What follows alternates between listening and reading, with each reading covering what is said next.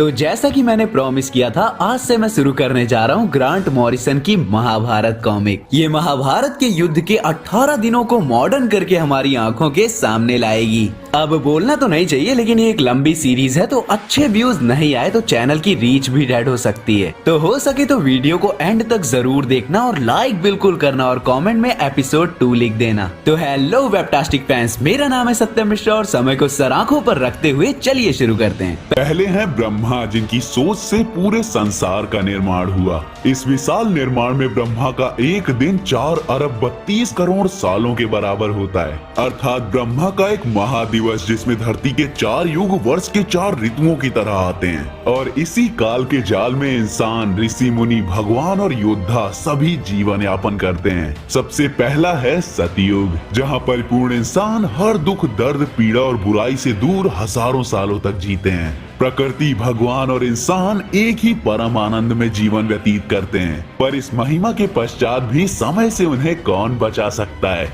क्योंकि फिर आता है दूसरा त्रेता युग, जिसमें पहली बुराई धरती पर कदम रखती है लालच के स्वरूप में। पर इस बुराई में भी रोशनी की तरह राम जैसे अवतार जन्म लेते हैं और जंग का निर्माण होता है। जंग से आते हैं वो महापुरुष जिनकी शक्तियां अपार थी, जो उनको बनाने वाले के समान होने को आए थे, और वो सफल भी हो जाते। लेकिन फिर आया तीसरा युग, द्वापर, और ये महापुरुष और महायोद्धा एक नए अंधकार का शिकार हो गए, बीमारी, अपूर्णता और मौत। पर इस युग का अंत जो एक मैदान में होगा, उसके बाद आएगा भयानक चौथा युग, कलयुग। संपत्ति यहाँ कानून है, वाणिज्य शक्ति को चलाता है, व्यापार यहाँ प्रधान है और मुद्रा इनके नए भगवान। जीवित रहना नया नियम है, अकेलापन नई आस्था है, पागलपन एक व्यक्तित्व है, हर चीज और हर जीव बिकाऊ है। इस अंधकार में पैदा होना मतलब अंत में जीवित रहना है। और जब बुराई सब कुछ खत्म कर देगी तो रुद्र 7 सूरज के साथ संसार का विनाश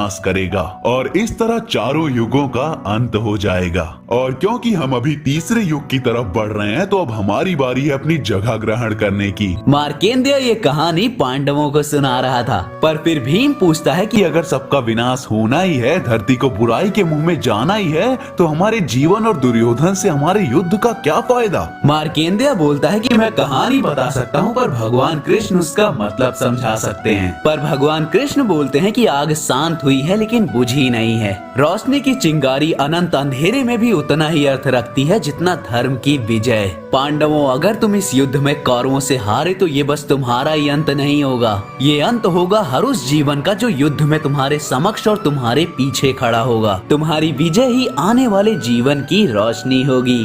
अरबों जीव जो अभी पैदा भी नहीं हुए, वो तुम्हारी हार से अंत के करीब आ जाएंगे। आने वाले समय में हर व्यक्ति, हर जीव किसी न किसी युद्ध में खुद को सामने खड़ा पाएगा और उस समय वो तुम्हारी तरफ देखेंगे, उन्हें जीत तक ले जाने के लिए। तुम्हारी विजय मानव जाति का भविष्य सुनिश्चित करेगी। अब सालों बाद युद्ध के मैदान में युधिष्ठिर बोलते हैं कि अर्जुन भाई, क्या तुम तैयार हो? अर्जुन जवाब देते हैं कि क्या कोई भी एक युद्ध के लिए तैयार हो सकता है, उनको मारने के लिए जिनके साथ उसने बचपन व्यतीत किया हो? ऐसा क्या सोचा है दुर्योधन ने जो उसे ये राह सही लग रही है? और युधिष्ठिर बोलते हैं कि शायद वही जो हम खुद को मनाने के लिए सोच रखे हैं। दुर्योधन दूसरी ओर बोलता है कि क्या आप विमानों की गूंज सुन सकते हो? क्या तुम अग्नि की ज्वाला को महसूस कर सकते हो जो योद्धाओं को विजय की राह दिखाती है? इस शांति को सुनो, मेरा इंतजार करते हुए अपने राजा के आदेश पे मरने मारने को तैयार बैठे हैं। आज मेरे धोखेबाज पांडव भाई जानेंगे कि कोई मुझसे मेरी राजगद्दी का हक नहीं छीन सकता। गुरु द्रोण उनमें से कई आपके विद्यार्थी थे, आपने उन्हें काफी अच्छा सिखाया है, पर मैं आशा करता हूँ कि आपने उन्हें मरना भी सिखाया होगा। दुर्योधन की ललकार सुनकर युधिष्ठिर बोलते हैं कि हत्यारे, निशाचर, दैत्य, राक्षस, अंधेरे की आत्माएं जिनकी इस धरती पर कोई जगह नहीं है, ये सब दुर्योधन इस युद्ध में लाया है, पर हमारे पास एक है जो उनके पास नहीं। उधर द्रोणाचार्य बोलते हैं कि दुर्योधन, वहाँ एक है जिसे मैंने शिक्षा नहीं दी, एक जो मेरे लिए भी रहस्य है। कृष्णा, एक जीवित भगवान। और दुर्योधन एक हंसी के साथ बोलता है कि एक भगवान जिसने ना लड़ने की कसम खाई है। हफ्तों पहले पांडव दुर्योधन के पास अपना हक मांगने आए थे, पर दुर्योधन उसके अंधकार में अंधा हो गया था। वो उसे याद दिलाते हैं उनका कर्ज जो उन्होंने चुकाया था। वो 12 साल अपने राज्य से दूर और 13वां साल जो उन्होंने परछाई में रहते हुए व्यतीत किया था, दुर्योधन के नौकरों से बचते हुए, और वो आग से भी जिंदा बचकर निकल आए जो दुर्योधन ने लगवाई थी। तो ये उनका हक था कि वो अपना राज्य वापस ले लें। पर दुर्योधन गुस्से में बोलता है कि किसी ने तुम्हारी परवाह नहीं की, जब तुम यहाँ नहीं थे तो तुम अब राजा नहीं हो।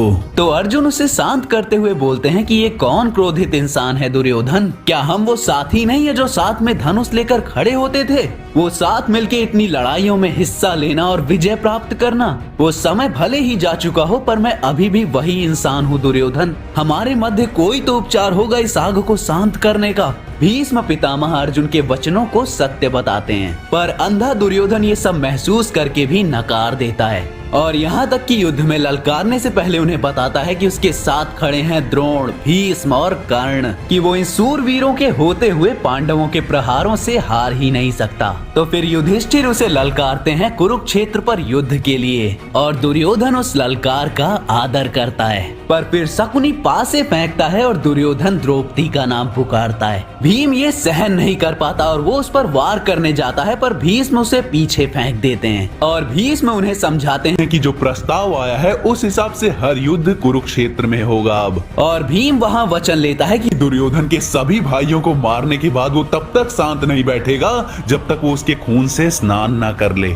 और वो वहाँ से चले जाते हैं और उनके पीछे दुर्योधन उस नौकर को मार देता है जिसने भीष्म की सेवा की थी अपनी पूरी जिंदगी, क्योंकि उसने भीम की मदद की थी उठने में। अब एक कहानी द्रौपदी की।